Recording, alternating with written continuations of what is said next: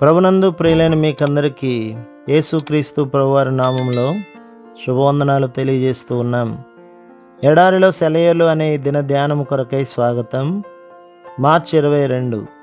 40 ఏండ్లైన పిమ్మట సీనాయి పర్వతమందు ఒక పొదలోని అగ్నిజ్వాలలలో ఒక దేవదూత అతనికి అగపడెను. ఐగుప్తులోనున్న నా ప్రజల దురవస్థను నేను నిదానించి చూచితిని, వారి మూలుగు వింటిని, వారిని విడిపించుటకు దిగివచ్చి ఉన్నాను. రమ్ము, నేనిప్పుడు నిన్ను ఐగుప్తునకు పంపుదనని అతనితో చెప్పెను. అపోస్తల కార్యములు 7వ అధ్యాయం 30-34 వచనం.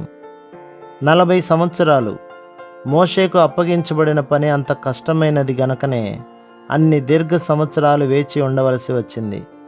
దేవుడు ఆలస్యం చేస్తున్నాడనుకుంటాం కానీ మన విషయంలో ఆయన సోమరిగా ఉండలేడు.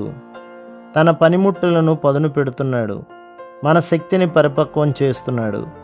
సమయం ఆసన్నమయ్యేసరికి మనకు అప్పగింపబడిన దాన్ని నెరవేర్చే సామర్థ్యం మనకు వస్తుంది. నజరేయుడైన యేసు సైతం 30 ఏళ్ళు చేతులు ముడుచుకొని కూర్చున్నాడు, తన పనిని ప్రారంభించబోయే ముందు జ్ఞానములో ఎదుగుతూ. దేవుడు హడావుడి పడడు. తాను బలంగా వాడుకోదలిచిన వాళ్ళని సంవత్సరాల తరబడి అలా ఉంచుతాడు. ఆయన దృష్టిలో ఈ కాలం చవి సారం లేనిది కాదు. బహుశా మనకు సంభవించే శ్రమల్లో అతి భయంకరమైన భాగం కాలమేనేమో. అనుకోకుండా ఒకసారి సంభవించి చల్లబడిపోయే బాధను భరించడం తేలికే, కానీ సంవత్సరాల తరబడి భారంగా ఒక దిగులు మనస్సును అలముకొని కొనసాగితే ప్రతి నిత్యము అదే ఆవేదన, అదే గుండెల్ని పిండి చేసే గుబులు. వదలకుండా పీడిస్తే అంతకన్నా నరకం మరొకటి లేదు. హుషారు చచ్చిపోతుంది. దేవుని కృప తోడుగా లేకపోతే నిరాశ నిస్పృహల అధపాతాళానికి కృంగిపోతాము. యోసేపు ఈ దీర్ఘమైన శ్రమకు లోనయ్యాడు. ఎర్రగా కాలిన ఇనుముతో చర్మంపై వాత పెట్టినట్టు ఒక్కోసారి దేవుడు తన శిక్షను ఇలా సుదీర్ఘమైన బాధ ద్వారా మన అంతరాళాల్లో ముద్రిస్తాడు. వెండిని శుభ్రపరిచేవాడిలా పుట్టం వేసేవాడిలా ఆయన పనిచేస్తాడు. కరిగిన బంగారములో తన ప్రతిబింబాన్ని చూడగానే కంసాలి మంటను ఎలా ఆర్పివేస్తాడో అలానే దేవుడు మనలో తన పోలిక కనిపించగానే మన కష్టాలకు స్వస్తి చెప్తాడు.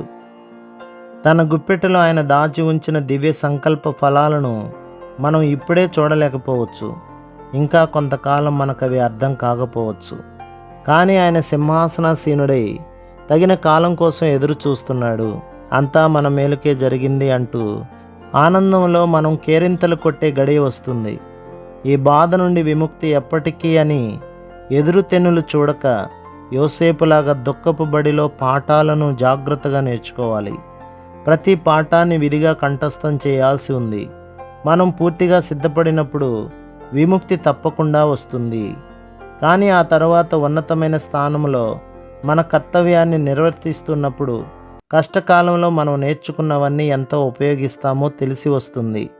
భవిష్యత్తు కోసం ఇంకా మహత్తరమైన బాధ్యతలు, ఉత్కృష్టమైన దీవెనలు మనకివ్వడం కోసం దేవుడు మనకు శిక్షణను ఇస్తున్నాడు. సింహాసనానికి తగిన లక్షణాలు మనలో ఉన్నట్టయితే దేవుడు నిర్దేశించిన సమయం వచ్చినప్పుడు మనల్ని ఏది అడ్డగించలేదు. కాలాన్ని మీ చేతుల్లోకి తీసుకోవద్దు. మీకు తన చిత్తాన్ని తెలియచేసే వరకు ఓపికగా కనిపెట్టండి. అవసరమైన దానికంటే ఎక్కువ ఆలస్యం చేయడు ఆయన. ఎదురు చూడడం నేర్చుకోండి. చెయ్యడు దేవుడు జాగు, తెలుసా ఆయనకు మన బాగు. ప్రభు ఆగమనం కోసం వ్యర్థంగా చూపకు ఉక్రోషం. ఎదురు చూడు విసుగు లేకుండా, కడుపులో చల్ల కదలకుండా. దేవుని కంటే ముందు పరిగెత్తాలని ఆతృత పడకండి. దేవుని గడియారంలో గంటల ముళ్ళు, నిమిషాల ముళ్ళు కూడా సరైన కాలం చూపించేదాకా వేచి ఉండడం నేర్చుకోండి. ప్రభు మిమ్మును, మీ కుటుంబమును, మీ సంఘమును దీవించి ఆశీర్వదించునుగాక. ఆమేన్.